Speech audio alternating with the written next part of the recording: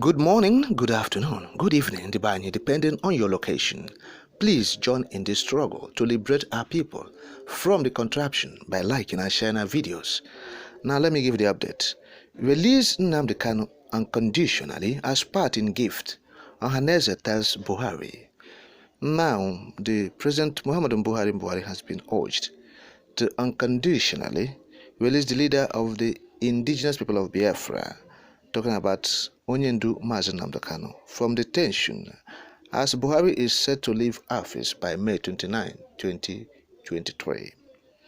Ohaneze ndị Igbo, of course you know, is the apex Igbo social political organization. They have said Buhari should release MNK as a parting gift to all Nigerians, not just the Igbos, but all Nigerians and people of goodwill across the world. And so in a statement he signed, talking about Igbo, he said, Ohaneze ndị Igbo calls on President Muhammadu Buhari for the unconditional release of the incarcerated IPOB leader, Mazi Nnamdi Kanu, as a parting gift to Nigerians. Surely, if Boko Haram terrorists who took up arms against the Nigerian state can be pardoned and rehabilitated, releasing the IPOB leader is not too much to ask for. That is the statement of Isiguzoro. And now Isiguzoro ventured into the issue of Labour Party and the APC, the political logjam or the tribunal, the case at the tribunal, the election quagmire. Now Isiguzoro said, ndị Igbo should resolutely support the Labour Party presidential candidate Peter Obi in recovering his mandate to legal instruments, and we commend Nigerians of all ages from across the country who have continued to support him as he strives to reclaim his pan-Nigerian mandate in order to move our beloved country from consumption to production. I just read the statement of Isiguzoro, the scribe of the Ohaneze. You know, Ohaneze have many factions, you are aware. And so, he is talking about Nnamdi Kanu's release, that Buhari should use his release, as a parting gift to all Nigerians.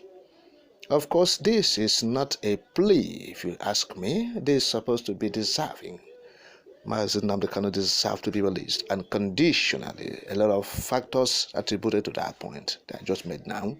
You see, the United Nations Working Group on Human Rights have asked that the federal government to release the leader of the IPOB unconditionally. They have advocated for apology as well and compensation to the leader of the IPOB.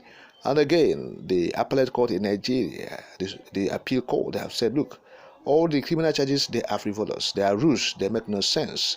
The leader of the IPOB should be released and apologized to, as well as being compensated. Look, and the federal government have actually refused to listen to all this.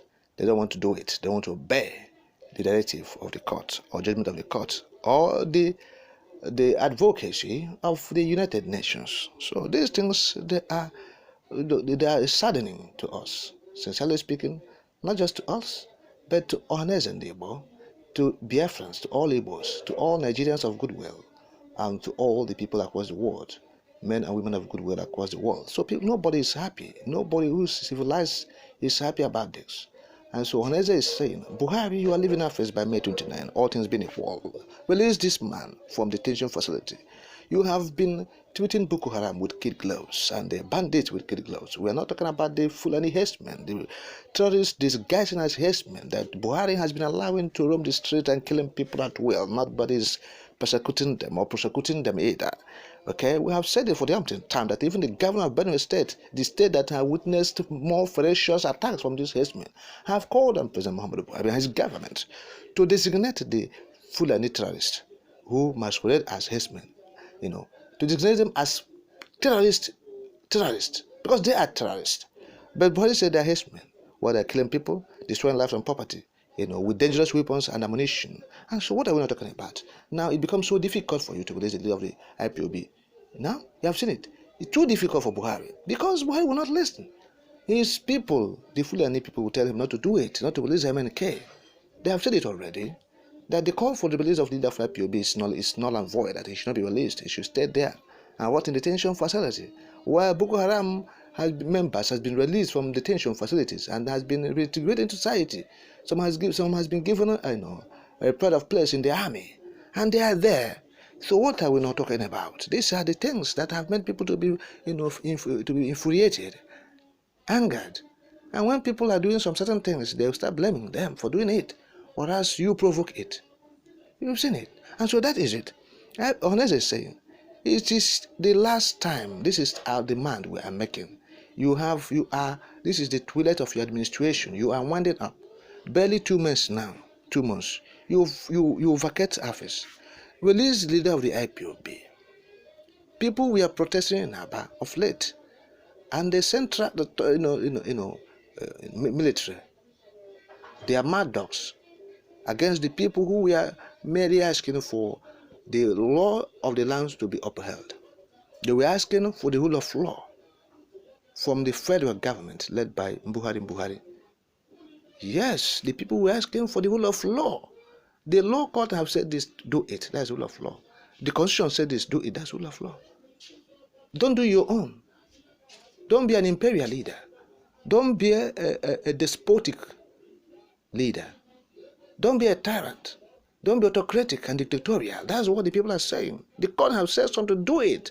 You're sworn by the Constitution of the Federal Republic of Nigeria that you will abide by it, and whatever it says is what you're going to do as you govern the people. But you are not doing it.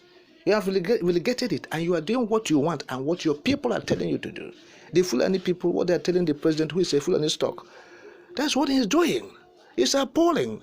It's regrettable that for 8 years now, just barely 2 months for him to leave office, what Buhari has been doing is what his kinsmen have told him to do, not what the Constitution of the Federal Republic of Nigeria stipulated or stipulates.